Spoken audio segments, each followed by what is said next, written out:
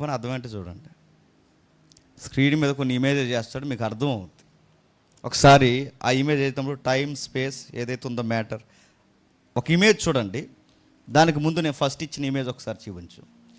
ఆ ఇమేజ్ని మీరు జాగ్రత్తగా చూస్తే దేవుణ్ణి ఎవరు తయారు చేశారనే ప్రశ్న ఇక్కడ చచ్చిపోద్ది. వస్తుంది అది, ఒకసారి ప్లే చేయండి. మీరు జాగ్రత్తగా చూడండి. ఈ యూనివర్స్లో కొన్ని ప్రశ్నలు ఇక్కడ వరకే వర్తిస్తాయి. ఆ టైం లైన్ కానీ, ఆ స్పేస్ కానీ, ఆ మ్యాటర్ కానీ దాటితే ఆ ప్రశ్న వర్తించదు. అందుకే 3 ప్రశ్నలతో మీరు ఏవైతే ఉన్నావో ఈ 3 కారకాలు, గణాంకాలు మనం జాగ్రత్తగా చూస్తే అవుతుందా అవుదా? ఏంటి త్వరగా వాటిని జాగ్రత్తగా చూస్తే వాటి విషయం మనకు అర్థం అవుతుంది. అది మీరు చూడండి, కొంచెం కనబడుతుందా?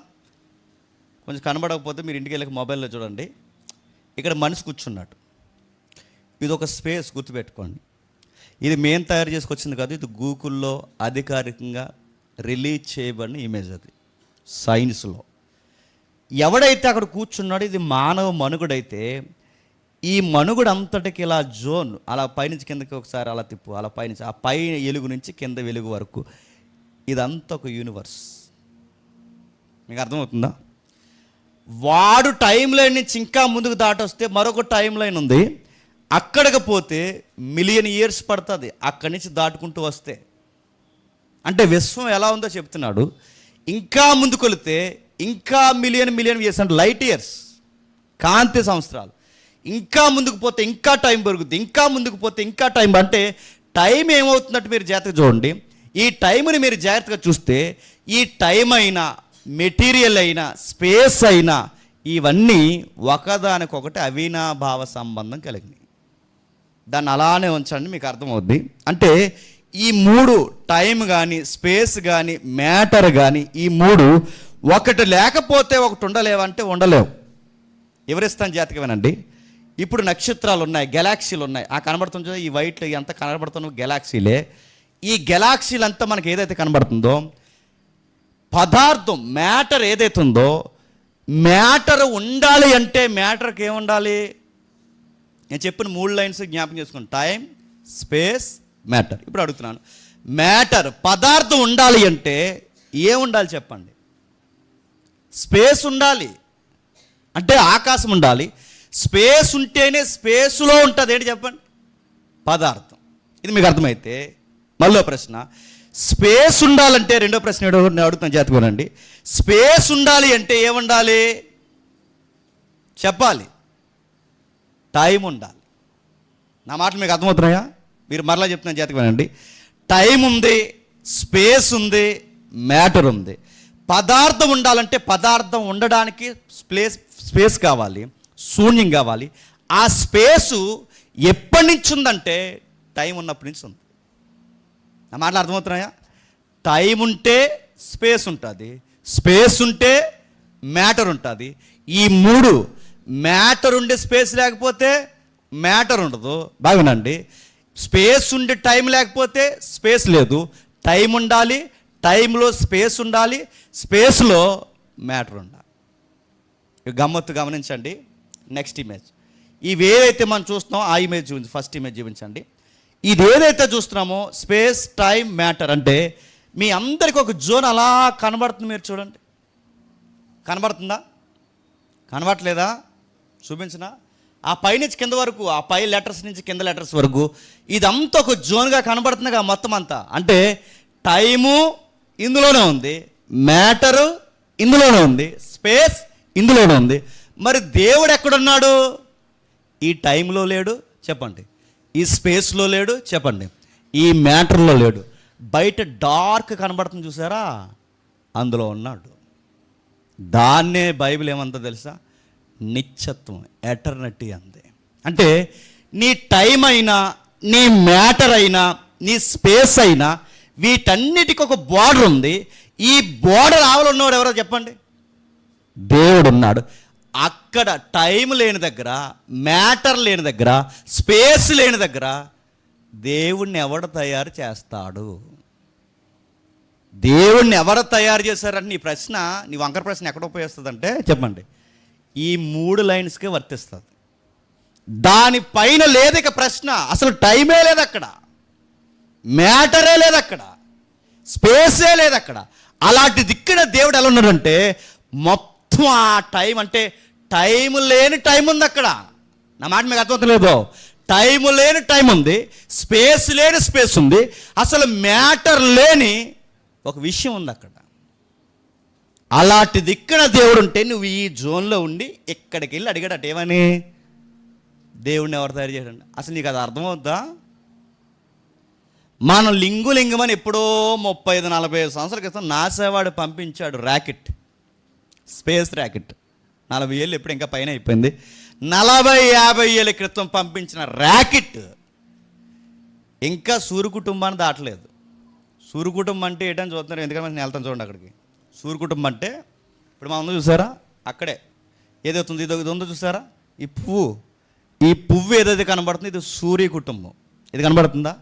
ఈ సూర్య కుటుంబంలో ఈ సర్కిల్, ఇది ఒక సూర్యుడు, గ్రహాలు, నక్షత్రాలు, మన అంతా వ్యవహారం ఇక్కడ ఉంది. ఈ 9 గ్రహాలు. ఎప్పుడో నాసావాడు ఎప్పుడో ర్యాకెట్ వదిలితే ఆ ర్యాకెట్ 45 సంవత్సరాల నుంచి ప్రయాణం చేస్తే ఇంకా పువ్వు దాటలేదంట. గుర్తుపెట్టుకోండి. పువ్వు మీన్స్ చెప్పండి, సోలార్ సిస్టమ్ దాట అంటే సోలార్ సిస్టమే ఇంకా 40 ఏళ్ళ నుంచి దాటకపోతే ఇవన్నీ దాటే అవకాశం మనకు ఉందా? ఈ టైం ట్రావెల్ చేయగలరా? ఈ స్పేస్ దాటి వెళ్ళగలడా? ఈ మ్యాటర్ దాటి వెళ్ళగలడా? అసలు ఇది దాటొస్తే ఇందులో ఏదైతే మనకు కనబడుతుంది ఈ డార్క్ నిత్యత్వం అంటే దేవుడు ఉన్నాడు. ఈ నిత్యత్వాన్ని మనం అర్థం చేసుకోగలమా? మీకు ఇంకా బాగా అర్థం కావాలంటే ఇదంతా వైట్ బోర్డు అనుకోండి. ఈ వైట్ బోర్డులో ఒక వైట్ బోర్డులో ఒక బ్లాక్ లైన్ నేను గీసాను అనుకోండి. ఆ బ్లాక్ లైన్లో టైం ఉంది, స్పేస్ ఉంది, మ్యాటర్ ఉంది. గమ్మత్తడి చెప్పిన, ఇంత బోర్డులో ఒక లైన్ టైం స్పేస్ అయితే అందులో మనం ఎంత, మన బతుకెంత చెప్పండి. ఈ లైను మన యూనివర్స్, ఇంత పెద్ద యూనివర్స్ అయితే ఒక్క సింగిల్ లైను, మిగిలిన బోర్డు అంతా చూసారా స్పేస్తో, అందులో ఉన్నాడు దేవుడు. ఇప్పుడు చెప్పండి, ఆ దేవుడు మనకు కనబడతాడా? ఆ దేవుడు మనకు వినబడతాడా? ఆ దేవుడు ఎలా ఉన్నాడంటే బైబిల్ ఎంత విచిత్రంగా స్టార్ట్ అయిందంటే భలే వివరించారు వ్యాఖ్యానకర్తలు. ఏ టైం అయితే ఉందో, ఏ స్పేస్ అయితే ఉందో, ఏ మ్యాటర్ అయితే ఉందో, ఈ మూడిటితోనే బైబిల్ స్టార్ట్ అయిందంట. చూస్తారు ఒకసారి. ఆది కాండము మొదటి అధ్యాయం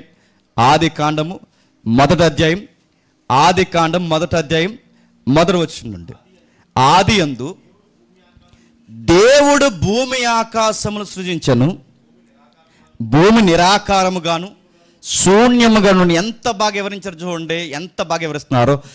ఆది యందు అనగానే టైం స్టార్ట్ అయింది. చెప్పండి, ఆది యందు దేవుడు భూమిని సృజించాడంటే మ్యాటర్ స్టార్ట్ అయింది. చెప్పండి, టైం స్టార్ట్ అయింది, మ్యాటర్ స్టార్ట్ అయింది. ఇవన్నీ ఎక్కడ స్టార్ట్ అయ్యి అంటే ఆకాశం అన్నాడు చూసారా, స్పేస్ స్టార్ట్ అయింది. అంటే బైబిల్ ఏమని చెప్తుందంటే టైం, స్పేస్, మ్యాటర్ 3 ఒకేసారి స్టార్ట్ అయ్యాయి. అంటే టైంకి కూడా ఒక టైం స్టార్టింగ్ ఉందంటే ఉంది, టైంకి కూడా టైం అయిపోయే టైం ఉందంటే ఉంది, మ్యాటర్కి ప్రారంభం అంతం ఉందంటే ఉంది, స్పేస్కి కూడా ప్రారంభం అంతం ఉందంటే ఉంది. కానీ ఈ మూడిట్లో మన బ్రతుకు ముడిపడి ఉంది.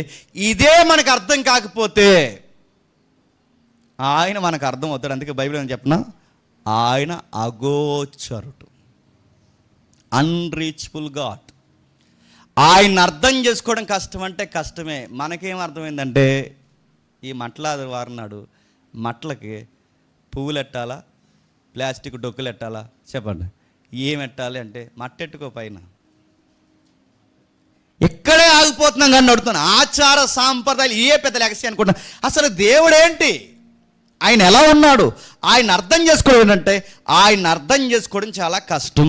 ఆయన మనం అనుకుంటున్న ఈ భౌతిక ప్రపంచంలో లేడు, ఆయన అదృశ్య ప్రపంచంలో ఉన్నాడు. అందుకే యెషయా గ్రంథం, మీకు ఆ మాట చదివితే ఎలా ఉందో నాకు తెలియదు కానీ ఒకసారి చదవండి. ఒక్కసారి రోమాలు లెగిస్తే ఒకసారి చూడండి. యెషయా గ్రంథం 57వ అధ్యాయం, యెషయా గ్రంథం 57వ అధ్యాయం, త్వరగానే ముగిద్దాం. యెషయా గ్రంథము 57వ అధ్యాయం 15వ వచనం చూడండి. యెషయా గ్రంథము 57వ అధ్యాయం 15వ వచనం.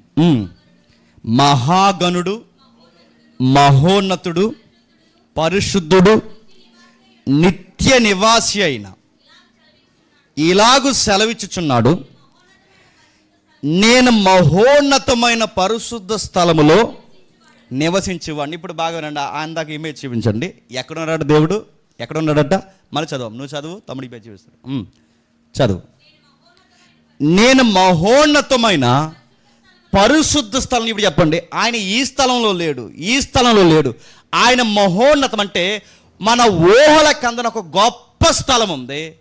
ఆ గొప్ప స్థలములో, మహోన్నతమైన స్థలములో ఈ పదార్థం లేని స్థలం ఉంది, ఈ గ్వాల లేని స్థలం ఉంది, ఈ నేరాలు లేని స్థలం ఉంది, ఈ రణగొన ధ్వనులు లేని స్థలం ఉంది. అది పరిశుద్ధ స్థలమై ఉంది, అది నిత్యత్వమై ఉంది. దేవుడు ఎక్కడ ఉన్నాడట?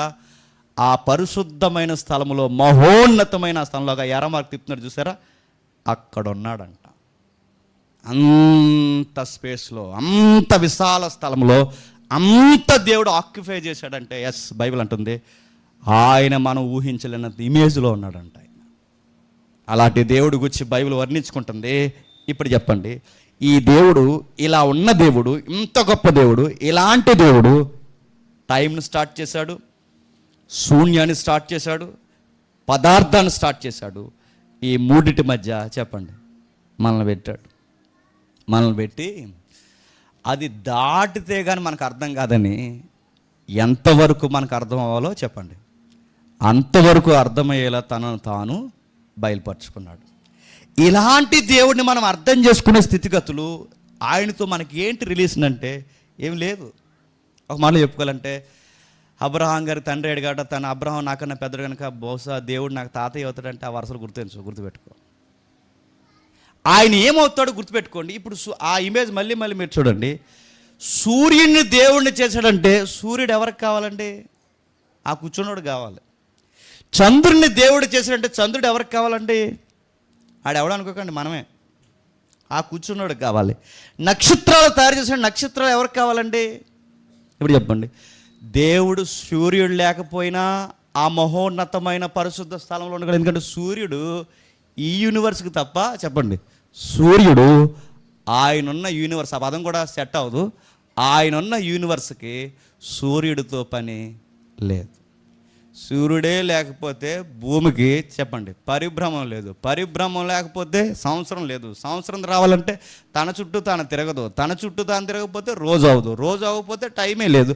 అసలు మనకి ఇదంతా తతంగం జరగాలి అంటే చెప్పండి, సూర్యుడు ఉండాలి, చంద్రుడు ఉండాలి. గమ్మత్తడి చెప్పిన, దేవుడు సూర్యుడు మనకు అవసరమైన సూర్యుని తయారు చేశాడు తప్ప, దేవుడు నక్షత్రాలు మనకు అవసరమైన తయారు చేశాడు తప్ప, దేవుడు సూర్యుడు లేకపోయినా ఉండగలడు, నక్షత్రాలు లేకపోయినా ఉండగలడు. ఈ మాట మీకు నచ్చినా నచ్చకపోయినా, నువ్వు లేకపోయినా ఉండగలడు. నువ్వన్నవాడివి నేనన్నవాడు లేనప్పుడే ఆయన ఉన్నాడు. సూర్యుడు, చంద్రుడు, నక్షత్రాలు లేనప్పుడే ఆయన ఉన్నాడు. గ్రహాలు పొట్టక మునిపే ఆయన ఉన్నాడు. ఈ విశ్వంలో రవ్వంతైనను చేయబడక మునిపే ఆయన ఉన్నాడు. ఆయన ఉన్నాడు. ఎప్పుడు ఉన్నాడంటే మన ఊహల కందనంత కాలము ఇంకా వివరిస్తే ఆయన ఎప్పటికీ ఉన్నాడు, ఉన్నాడు, ఉన్నాడు, ఉంటాడు. ఒక కవి బలి రాశాడు.